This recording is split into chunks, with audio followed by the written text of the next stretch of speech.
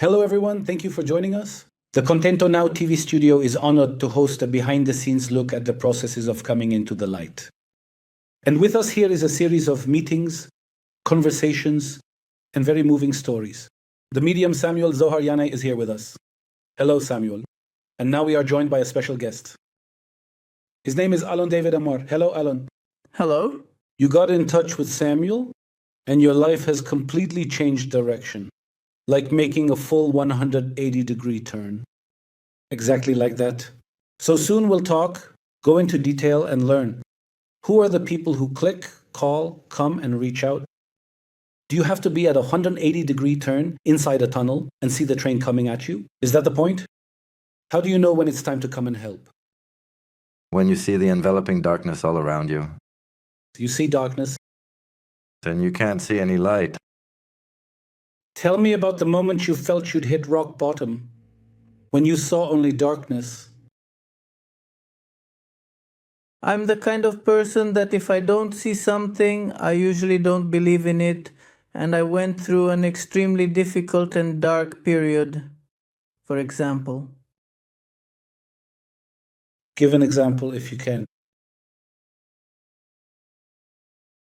So many damages happened to me at work, in my family, and all kinds of things that are beyond nature.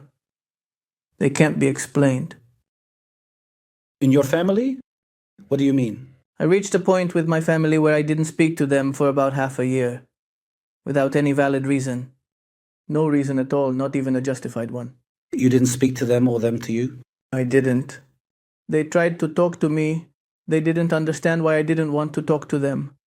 They sent all kinds of messengers to me, friends of my father, for example, who came to me and said, "What did they do to you? Why aren't you speaking? This can't be." Because they know the family and they know the relationships within the family. And the truth is, I didn't even know what to say to them. And I didn't know the reason. I just didn't want to talk. And in business, since you're a businessman, what was the dark point that you saw? There were indeed so many deals that came right up to the signing stage. And? The moment comes when you need to put your signature on the dotted line, and right at that crucial moment, something suddenly goes wrong, and the deal falls apart. And did you end up in debt? I even entered bankruptcy proceedings. Wow. I started the process, and unfortunately I got to a point where I didn't even actually pay the installments they set for me. And then they indeed removed me from the bankruptcy process. They removed me from the process almost as if it wasn't even our choice. And honestly, I really still didn't understand what was going on. When did you pick up the phone?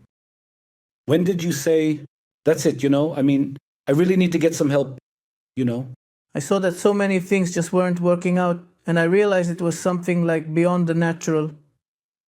What were you actually looking for? How did you know to reach out and connect with Samuel?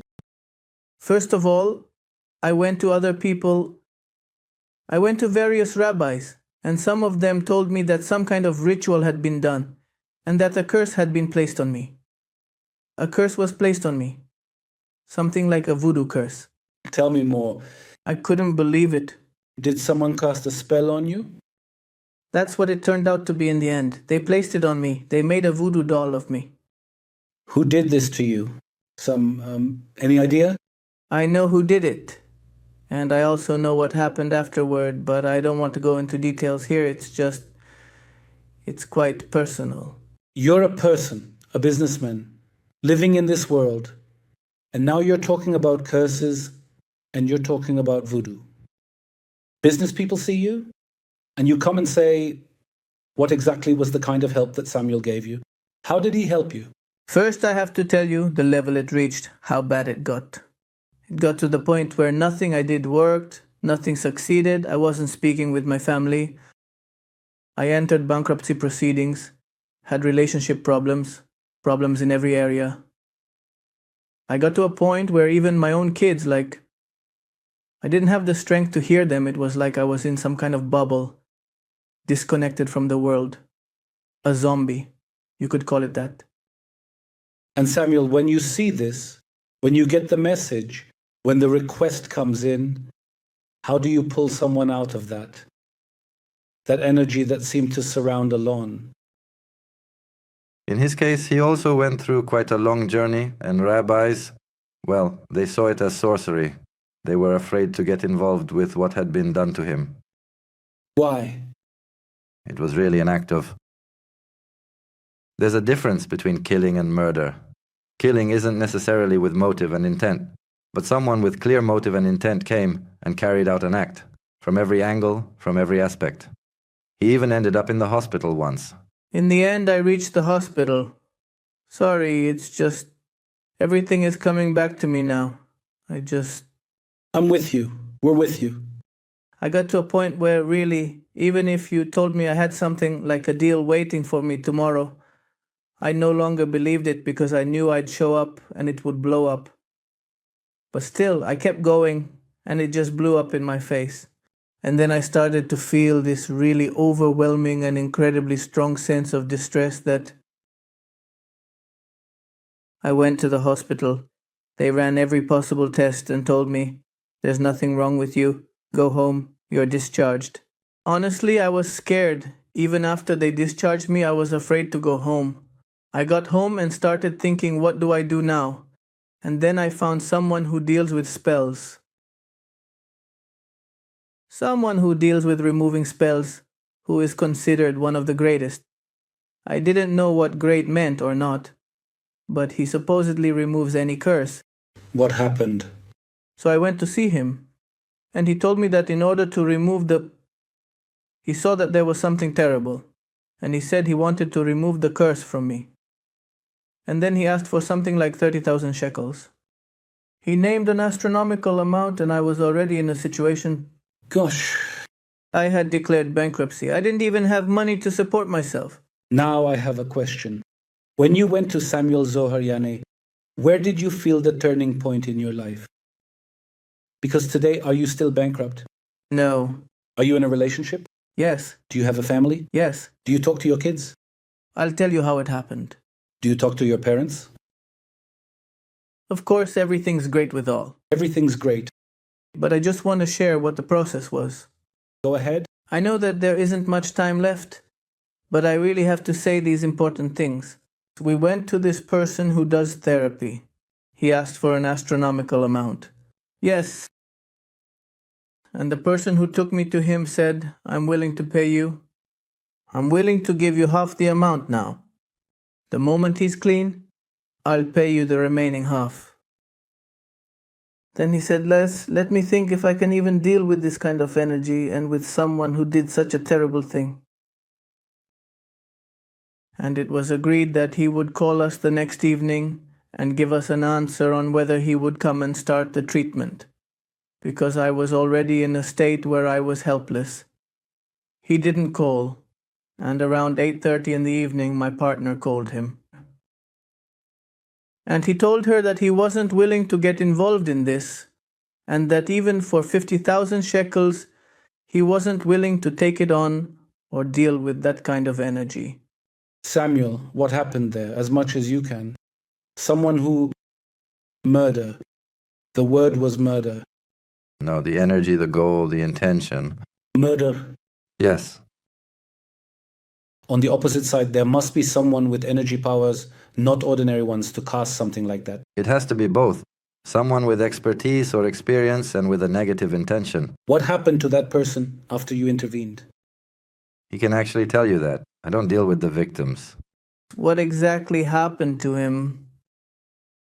First of all, that person, due to unforeseen circumstances, ended up going bankrupt.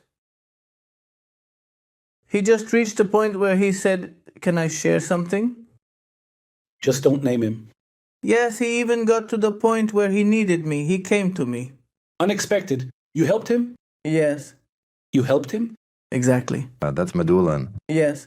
The Medulan is a generous man with a big heart. You know, by the way, in that context, are you sure he is the one? Definitely, it's a feeling from the heart, a sense, I know for sure because later we installed cameras in the house. And we caught the guy, like we saw on the cameras, that he came several times to do all kinds of things. What you see him doing? He poured all kinds of substances, all kinds of I don't really know what he did, but he was doing magic. And I have to emphasize again and again in this amazing conversation, you're an ordinary person.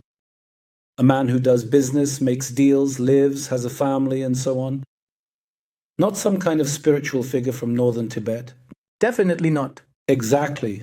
I didn't believe in these things either. By the way, until I got hurt by this thing, I didn't believe it even existed.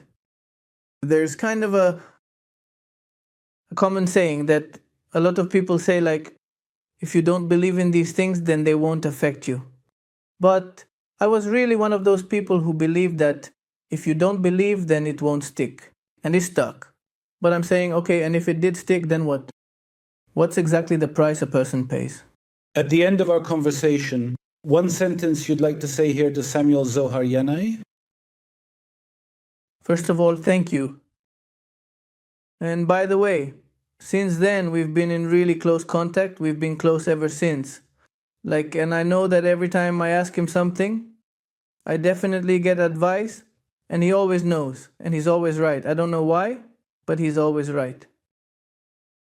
Samuel, one sentence for Alon? We're basically like brothers now. One moment, let me interrupt. Because there's something I really have to say. Something that's pressing, like you can see there's no 3 brothers from the Bedouin community worked for me. And one time I didn't understand why they were staying longer than everyone else. Like, why don't you go home to your wives, to your kids? So I asked one of them, why don't you leave earlier? Go to your kids. So he said to me, I don't have kids. I said to him, okay, you don't, but what about the second brother? So he tells me he doesn't either. So I started thinking and said, and the third one, why doesn't he have any? So he tells me, no, the 3 of us have the same problem. And then I already understood that there's something here beyond the natural. You know what's needed, where to turn. Yes. And then at that moment I stopped them and said, listen carefully, I know someone who can help you. They said to me, let's try. By the way, they also knew that something had been done to them, because they were at some wedding and drank something there. And from that day on, they felt that something wasn't working right with them.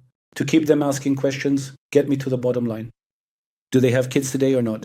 Today, all 3 of them have children, and because they called Samuel. Each of them has children? Yes, 3.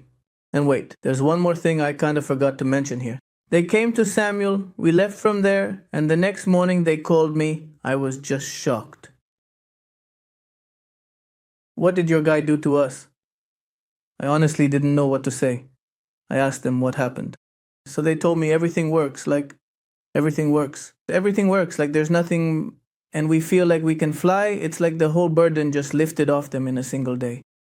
Alon David Amar, I truly hope that in a few months or years, we'll meet again and hear more about your journey, because it's amazing.